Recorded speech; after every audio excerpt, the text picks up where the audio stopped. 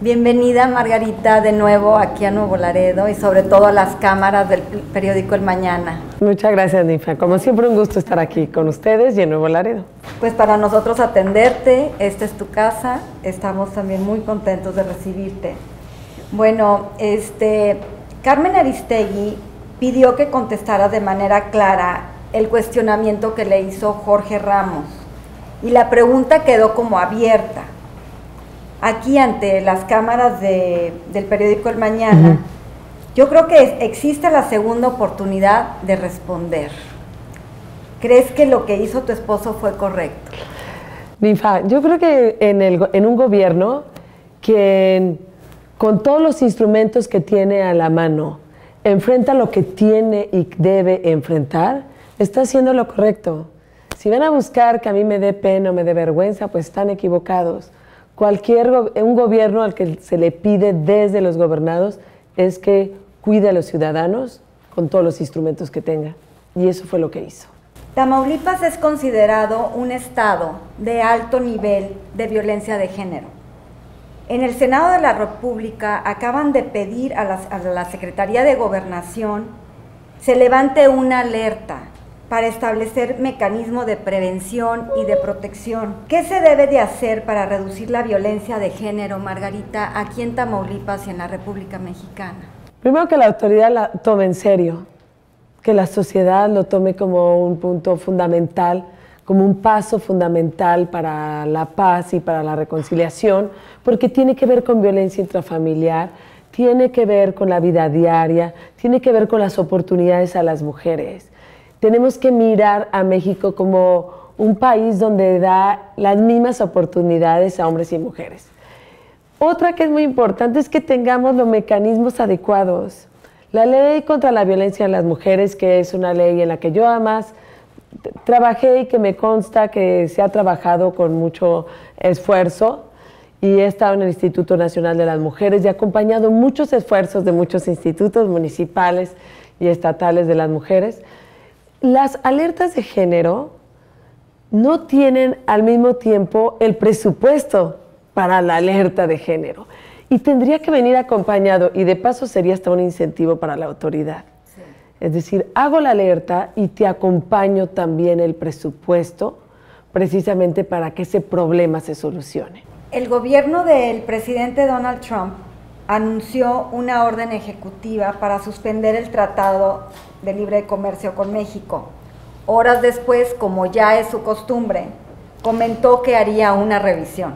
¿Cuál consideras que debe de ser la respuesta apropiada del gobierno mexicano o se cancele el Tratado de Libre Comercio, Margarita? Lo que debe hacer un gobierno es presentarse con dignidad y firmeza no solo a un jefe de Estado, sino a todos los jefes de Estado, a todos los países.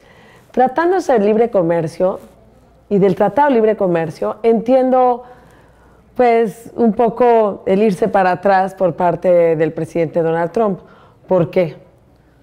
Porque millones de dólares se intercambian. Es más, solo el Tratado de Libre Comercio implica como $1 trillón entre Canadá, Estados Unidos y México.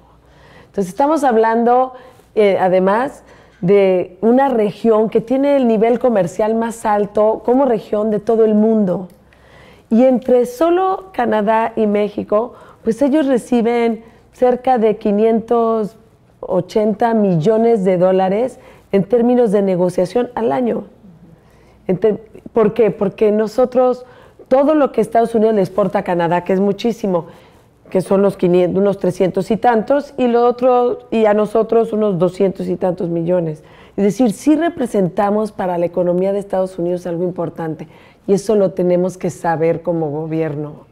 Y que también tenemos una producción que hemos crecido en términos de campo. No digo que las cosas estén bien y menos para el 70% de una población que sobrevive en los temas de campo, pero que también hemos producido y hemos exportado hacia Estados Unidos, y la relación bilateral en términos de comercio de Estados Unidos y México, como la ven pasar en Nuevo Laredo, de todos los días, de millones de dólares de un lado a otro y de mercancía, pues rebasan las meras opiniones de alguien, por importante que sea en el país. Entonces, México tiene que saberse seguro de ello, de la importancia que somos como país hacia los Estados Unidos, hacia los estados fronterizos de Estados Unidos, digamos Arizona, Arizona, Texas, California, todos estos son realmente una relación, junto con Nuevo México, pues tenemos una relación que implicaría como la 20ª economía de todo el mundo, entre los estados de aquí y los de allá. Y así nos tenemos que presentar. También hablando sobre la frontera, Margarita, Andrés Manuel López Obrador propuso de que la frontera fuera una zona franca, que se diera un trato especial económico, dado la relación que existe entre México y Estados Unidos y la economía muy especial que se tiene en la frontera. Y menciono a López Obrador porque las encuestas también ponen a López Obrador junto a ti como los que están en la opinión pública como los posibles candidatos a la presidencia. ¿Tú qué propondrías para la zona fronteriza en particular? No sé a qué entiende él por zona franca, pero lo que sí es cierto es que la frontera tiene una realidad distinta.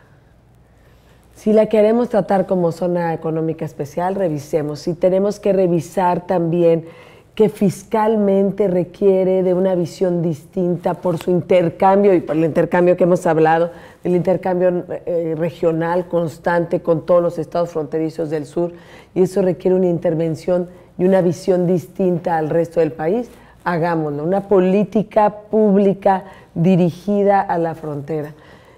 Si algo he aprendido en la política, si algo me ha capacitado la vida para la toma de decisiones en política y en políticas públicas, es escuchar.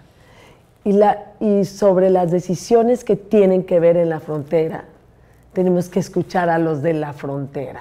Claro, lo menciono porque precisamente los gobiernos últimos han impuesto leyes que han afectado el aumento al IVA en la zona fronteriza, las restricciones a la importación de vehículos y además pues la competencia que ahora tenemos con la gasolina, que sale más caro la gasolina en México y sale más barata la electricidad en Estados Unidos. Entonces es ahí donde los fronterizos requieren que se establezcan políticas que sean con visión a largo plazo y que sean propuestas mucho más realistas que las que se toman a veces como del centro. Sí, y ahora por partes, Daniel, porque realmente lo que ha afectado es de los últimos años y es lo que digo, tenemos que voltear a ver a la frontera para que también la frontera decida. ¿Te refieres al gobierno de Peña Nieto? Sí, exactamente. Y tenemos que voltear a ver a la frontera para que la frontera decida. ¿Qué es lo que yo necesito, que México necesita para que nuestra frontera norte, si los estados fronterizos tengan la fuerza y el nivel suficiente para crecer y para también hacer crecer al resto del país? Porque por aquí pasan todo lo que producimos, todo lo que hacemos. Lo que necesite la frontera lo tenemos que hacer como gobierno.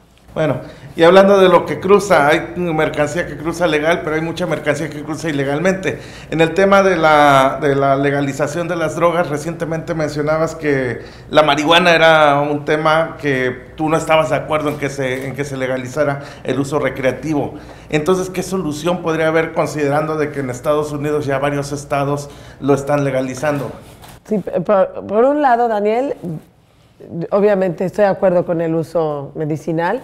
Y lo que tenía en tema recreativo, ¿por qué no? Porque no hemos escuchado a los papás, no hemos escuchado a los maestros y porque tenemos un estado de derecho tal que a mí que me digan que no les van a vender la marihuana a los menores de 18 como no les venden las cervezas, pues bueno, por favor. Entonces hay un tema de estado de derecho que nos interesa a todos y que tenemos que primero resolver. Lo que tú estás diciendo que es un tema importante. ¿Qué pasa si toda la frontera sur de Estados Unidos le empieza a legalizar? Discutámoslo. Está abierto entonces. Ahora, sí te voy a decir una cosa. Es un tema de salud. Es decir, tenemos un bono demográfico muy fuerte y no lo digo como problema, sino como reto y de estar preparados. Para 2020 vamos a tener el mayor porcentaje de población económicamente activa será entre jóvenes de 15 y 29 años. Tendremos unos 32 millones. Hoy tenemos 31 millones de jóvenes de esa edad. Así es que cuidado con lo que legalizamos si no tenemos un sistema de salud suficiente para las consecuencias y un Estado de Derecho suficiente para evitar muchas consecuencias. Y ahí va el punto final. Sí. El combate a las drogas, se tiene que redefinir el sistema de combate a las drogas, se tiene que redefinir esta supuesta guerra que existe. Lo que tenemos que hablar en México con los nuevos retos y hacia el futuro es que lo que el Estado tiene que hacer es enfrentar al crimen organizado en todos sus delitos, porque no solo es un tema de drogas, es más, es menos un tema de drogas, es más el de trata de personas, es más el de tráfico de órganos, es mucho más el de secuestro y de extorsión, y eso es crimen organizado. Esperamos que continúen con las siguientes coberturas. Muchas gracias. Gracias, Margarita. Gracias, Daniel. Gracias, Ninfa. Muchas gracias.